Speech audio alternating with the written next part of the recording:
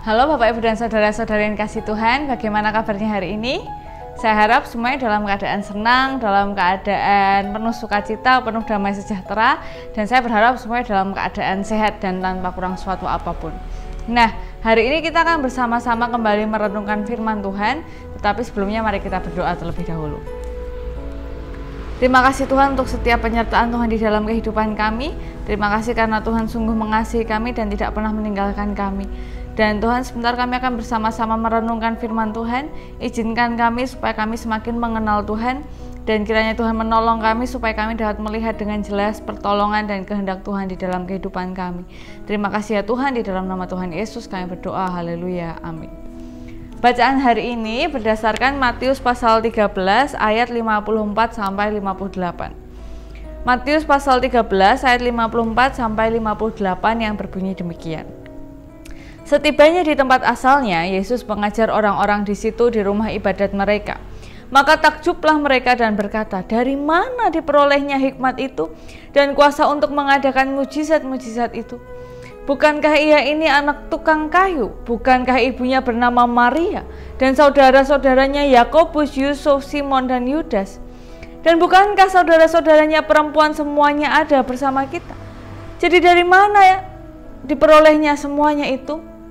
Lalu mereka kecewa dan menolak dia. Maka Yesus berkata kepada mereka, seorang nabi dihormati di mana-mana, kecuali di tempat asalnya sendiri dan di rumahnya. Dan karena ketidakpercayaan mereka, tidak banyak mukjizat diadakannya di situ.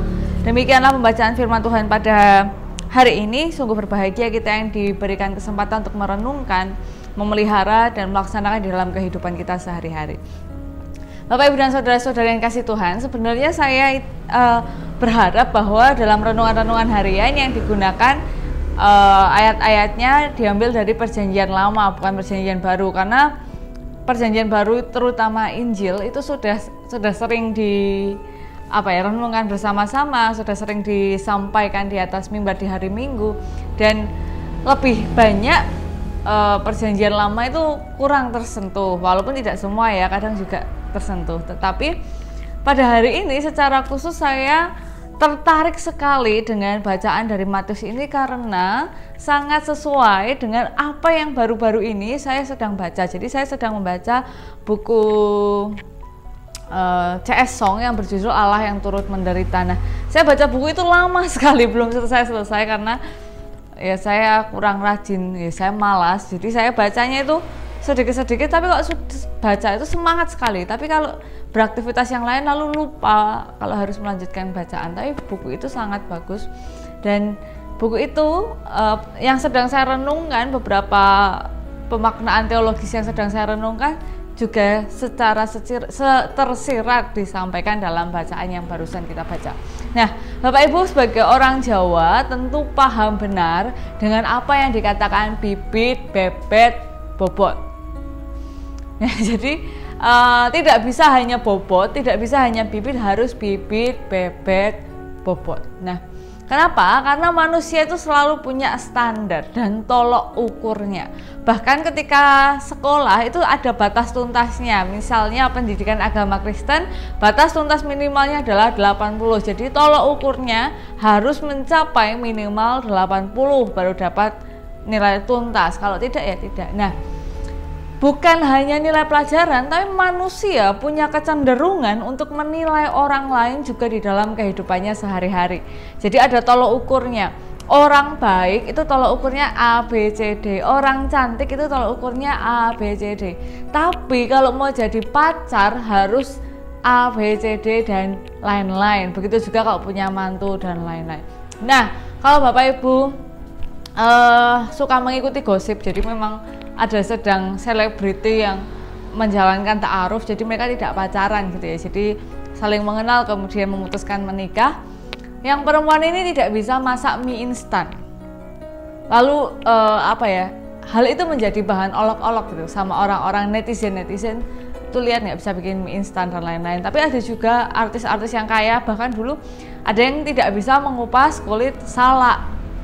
lalu jadi bahan cemoohan, ya ampun masa nggak bisa ngupas kulit salak. Seakan-akan yang namanya perempuan, yang namanya manusia yang berjenis kelamin perempuan harus bisa memasak, harus bisa mengupas salak. Itu adalah tolok ukur. Nah, rasanya gimana? Ya wajar lah bla bla bla bla. Tapi ini juga yang terjadi di tempat yang barusan kita baca, di tanah air Tuhan Yesus sendiri, ketika Tuhan Yesus menyampaikan khotbahnya dan ajarannya. Tuhan Yesus itu kalau mengajar itu pasti memukau. Kenapa? Bayangkan Bapak Ibu, banyak orang yang suka mengikuti Yesus dan mereka itu bisa bertahan beberapa waktu lamanya.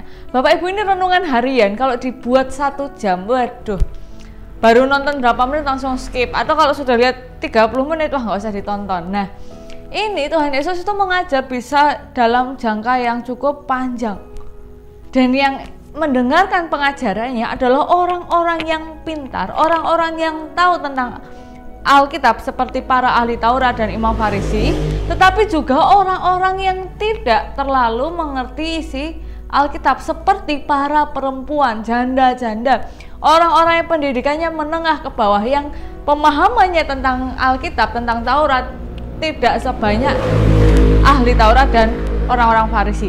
Tapi mereka terpukau, mereka mendengarkan itu. Jadi kalau Bapak Ibu baca, orang Farisi dan ahli Taurat nggak semuanya kok memusuhi Tuhan Yesus, ada juga orang-orang yang ikut Tuhan Yesus. Nah, berarti Tuhan Yesus ini ajarannya bagus sekali.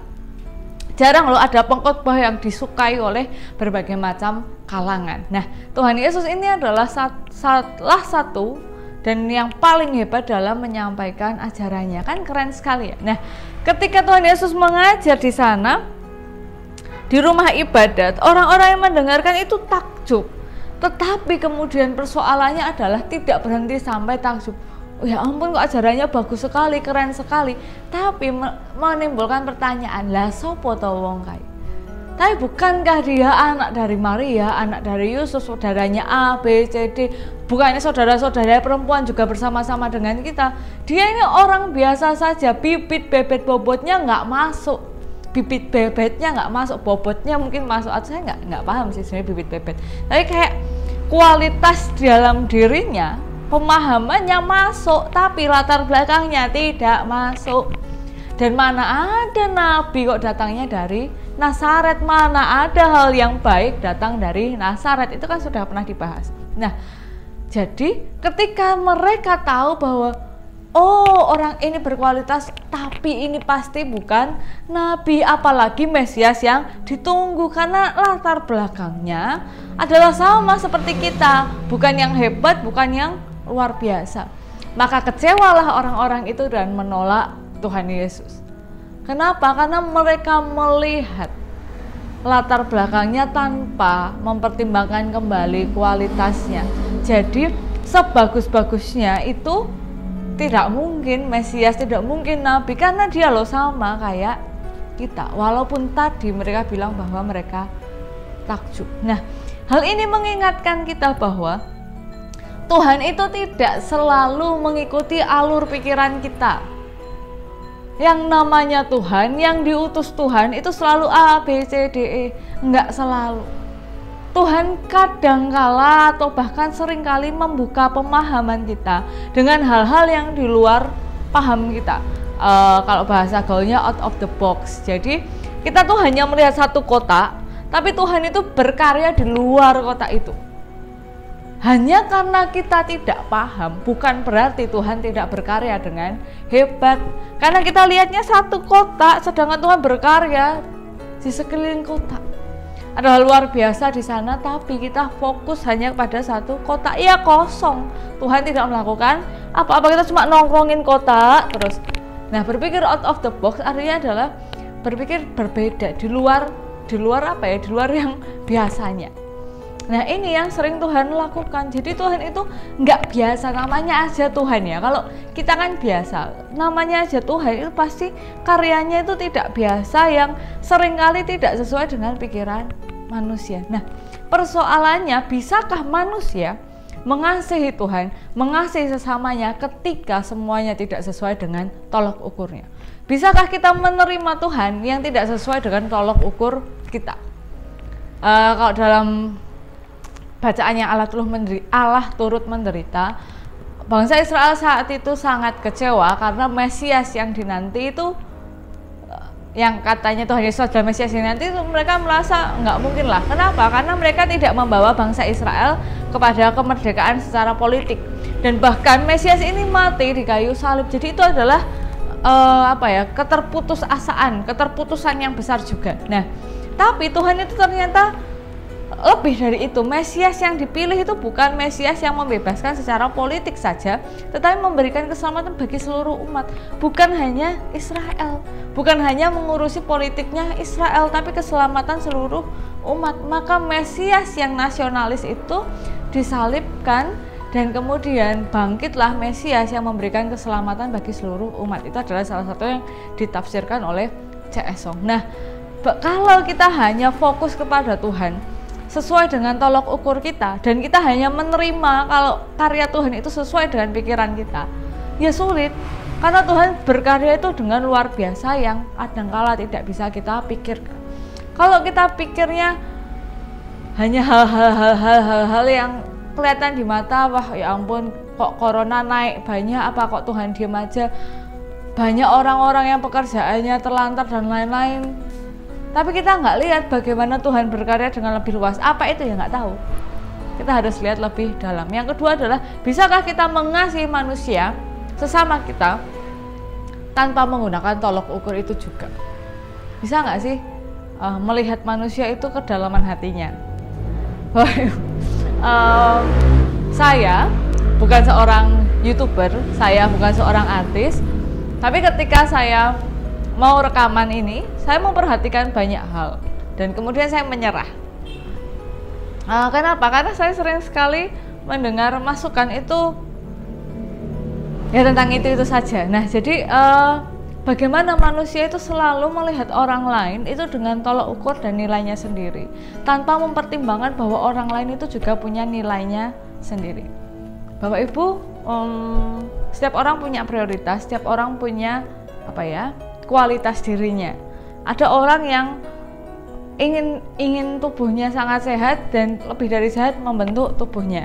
Tapi ada juga yang pengennya sehat aja, jadi nggak sampai membentuk tubuhnya. Ada yang salah? No. Itu adalah tentang perkara prioritas kehidupan. Nah, bisa nggak kita menerima orang lain yang mereka tuh tidak sesuai dengan tolak ukur kita, yang punya nilai berbeda dengan kita? Bisakah kita mengasihi mereka? Bisakah kita menerima mereka? Atau kita akan menolak mereka?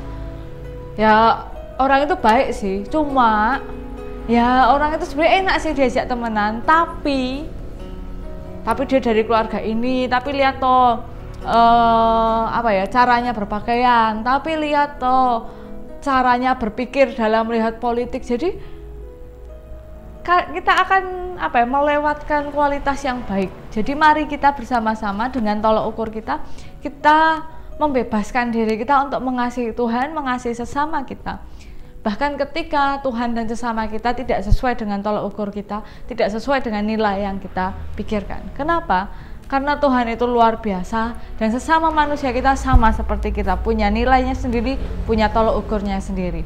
Maka mari kita mengasihi Tuhan, mengasihi sesama kita dengan kasih yang tidak terbatas, yang tidak hanya terkotak pada satu titik.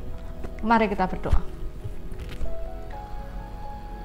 Kiranya Tuhan menolong kami supaya kami dapat semakin mengerti dan melihat bagaimana karya Tuhan, sehingga kami dapat mengasihi Tuhan dengan lebih lagi.